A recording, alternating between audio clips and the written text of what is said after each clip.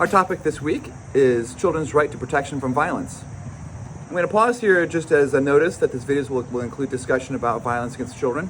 If you have a concern about this content, please contact me before viewing the video to discuss your options. Today I'm in a neighborhood park.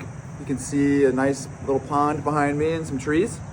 There's lots of facilities in Iowa City that address violence against children, but out of respect for those facilities and for those who use those facilities, I decided to just include some static photos of those as we go instead. Violence against children is common and widely accepted in many forms in the United States and around the world. For example, many schools and school districts around the world and even in the United States still allow the use of corporal punishment, which is the physical harm of children for violation of school rules. A Missouri school district allows for paddling when other means have failed and if parents approve, yet the first rule students are told not to break is that they shouldn't assault other students. Yet the punishment for assaulting other students is an assault on the student. This is also an example of adult centrism. If I was late to work 5 days in a row, say, and on the fifth day my boss hit me with a paddle as punishment, I could have him arrested for assault. But for some reason, we do this to children, it's considered discipline. Now, corporal punishment is only one of many types of violence against children. Other types of violence include other forms of maltreatment, bullying, youth violence, intimate partner violence, emotional or psychological violence, spiritual violence, forced marriages, child labor, female genital mutilation, and self-harm. Violence against children is shockingly common in the world. Some 60% of children experience physical punishment by their caregivers on a regular basis. This is almost 1 billion children around the world. 25% of girls aged 15 to 19 report some form of being a victim of physical violence, and 10% of girls under age 10 report having been subjected to forced sexual acts. Firearms are a top cause of death in children. Nearly 18% of all child deaths in the U.S. in 2023 were related to firearms. And firearms are also highly related to child suicides. Having a gun in the home greatly increases the chance that a child will die from gun violence or suicide. Bullying and cyberbullying are extremely common, with some 26 to 47% of 13 and 15-year-olds reporting being bullied 1 or more days in the past 30 days. And cyberbullying on social media is very common and often hard to stop or hold those who are doing the bullying accountable. Estimates of child labor suggest around 160 million children work on a regular basis instead of going to school, with almost 80 million working in some kind of hazardous condition. Now, many families rely on the labor of their children to survive, but it puts children at a high risk of being trafficked, abused, and limits their access to a good future because they're not in school or face injury from their work. Now, the most common form of violence against children is what's known as denial of critical care or neglect. This is the failure to provide adequate food, shelter, clothing, or other care, or proper supervision to prevent illegal drug use or other kinds of support the child needs. About 75% of cases that are referred to Child Protective Services in Iowa and around the U.S. are for instances of neglect. The issue with neglect is that's often not willful. That's to say, parents don't want to neglect their children or cause that kind of harm to them. But what happens is there's a family illness, job loss, substance abuse, addiction, or other kinds of disasters happen in the family that pushes the family over the brink into a situation of neglect.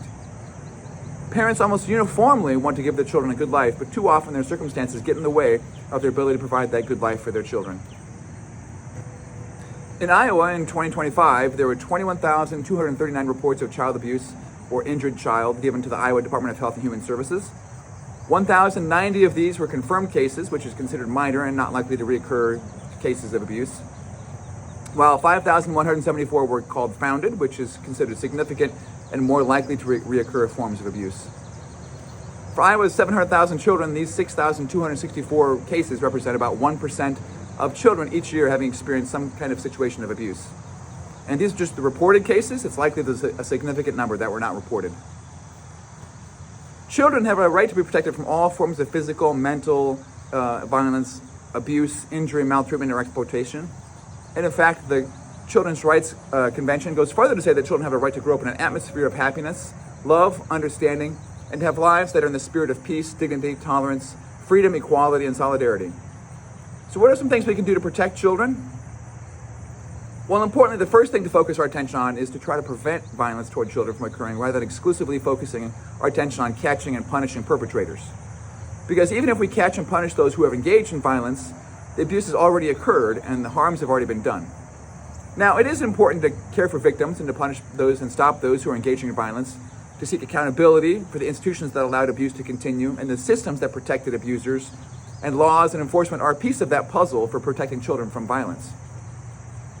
But other things that can be done at the societal level include better society safety nets, such as access to food and housing for all, limiting access to firearms, and building places and spaces that are safe by design. At the community level, we can take steps to reduce substance abuse and addiction, to change norms and values and encourage bystander intervention, to better support parents and caregivers, to offer resources and support services, to provide education and life skills, to restrict access to social media and limit bullying on social media of children, and to encourage strong neighborhoods and communities that can support each other. At the relationship or family level, things we can do include teaching parenting skills, supporting strong families, reducing intimate partner violence and domestic violence, providing organizations and community strategies such as and policies such as no one-on-one policies that limit access of abusers to children. At the individual level, reducing alcohol or substance abuse, treatment for mental health illnesses, and teaching skills such as how to disobey or how to report abuse or how to access support resources are important things as well. Now, for your assignment this week, I'm asking you to reflect on this image, which shows a chunk of an Iranian missile that landed on the grounds of a school at an Israeli settlement in the West Bank in March of 2026. Children in pajamas walk by, seemingly ignoring the missile fragment. How does this image reflect how the world often responds to violence against children? And next, consider what might be done to change the world's indifference to violence against children. What might be some next steps we could take? At a more local level, what might neighborhoods and communities do to protect children from violence? And at a much more local level, dating or intimate partner violence is a significant problem for children and young adults. What might you do to help support a friend who is experiencing this? And finally, what can you do right now in your current role to protect children from violence? What might be some career volunteer opportunities to address children's protection from violence? And which, if any of them, might be of interest to you and why? Thank you for watching. We'll see you in class.